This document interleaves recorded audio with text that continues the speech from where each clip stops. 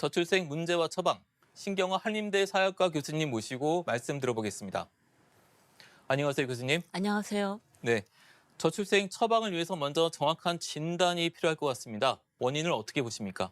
네, 이미 한두 가지 원인으로 이 문제를 해결할 수 없다는 건 우리 모두가 잘 알고 있고요.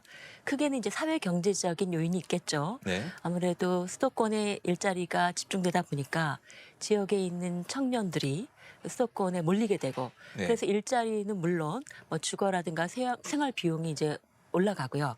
그러면서 경쟁 압박이 심각해지다 보니 나 개인의 삶도 불안정한데 결혼이나 뭐 출산 같은 것을 생각할 여유가 없다고 하는 것이 많은 청년들의 생각이고요.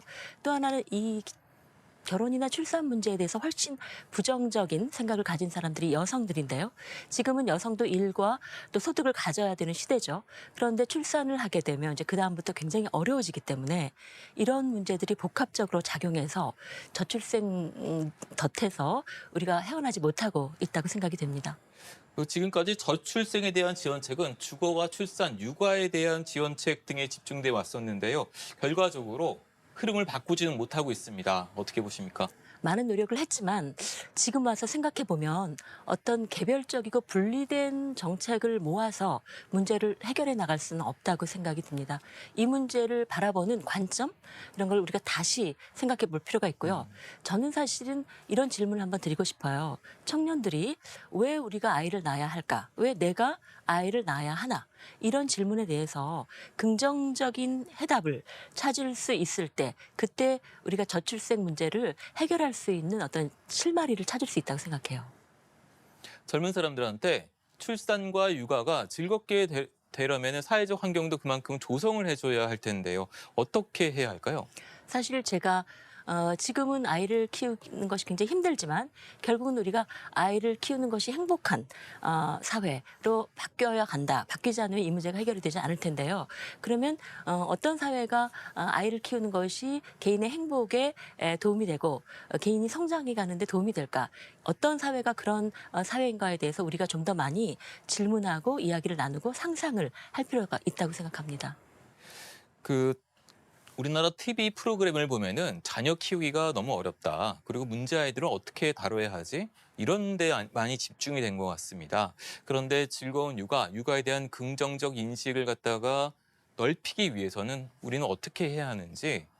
우리가 왜 아이 키우는 것이 힘들어졌을까? 언제부터 힘들어졌을까라고 생각을 해보면 아이를 낳아서 이제 출산휴가나 육아휴직을 회사에서 신청하게 될 때 뭐 명시적으로 그러기도 하고 또 암암리에 뭔가 그런 출산휴가나 육아휴직을 싸는 직원들이 회사에서 불이익을 받는 것을 덜어볼 수가 있는 거죠. 네. 그런 것들을 보는 이제 그 다른 동료나 후배들이 나는 저렇게 살고 싶지 않다.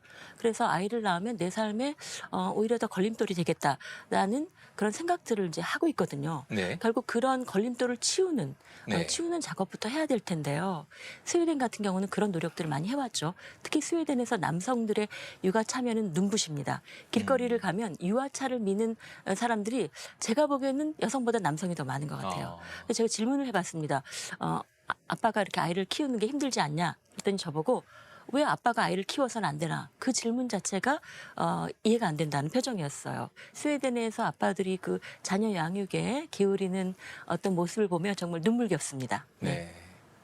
이 분야를 많이 연구를 하셨으니까요. 국내에서는 그런 즐거운 육아 사례를 소개시켜 줄 만한 게 있을까요? 네, 사실 우리나라도 지금 30대 네. 아빠들은 육아에 적극적으로 참여하거나 혹은 함께 하고 싶어 해요. 지역, 이제 뭐 서울에서도 금천구나 몇몇 구가 그런 노력을 하고 있는데요. 이제 마을에서 사실은 인간의 일상적인 삶은 마을이라고 하는 구체적인 공간에서 이제 펼쳐지지 않습니까? 그래서 아기가 태어나서부터 학교에 가고 또 청소년이 될 때까지 마을의 그 어른들이 함께 하는 거예요. 그래서 어린이집을 같이 운영하기도 하고 아이를 돌보는 프로그램을 같이 만들기도 하고 또는 학교에서 텃밭 같은 걸 만들어서 아이들이 요즘에 게임에 너무 빠져 있지 않습니까? 게임에서 벗어나서 같이 이렇게 식물도 키우고 하면서 환경운동, 또 환경 문제, 또 기후에 대한 어떤 고민 이런 것들을 아이들이 함께 어렸을 때부터 배울 수 있게 하고요. 또 부모가 그 퇴근을 늦게 해서 아이들끼리만 밥을 먹어야 되는 그런 가정이 있죠. 그래서 그런 아이들을 위해서는 동네 부엌에서 저녁 식탁을 같이 만들어줍니다. 그 과정을 통해서 어른들이 함께 성장해 나가고 또 함께 행복해 나간다는 거죠. 네. 네, 신 교수님 말씀 고맙습니다. 네, 감사합니다.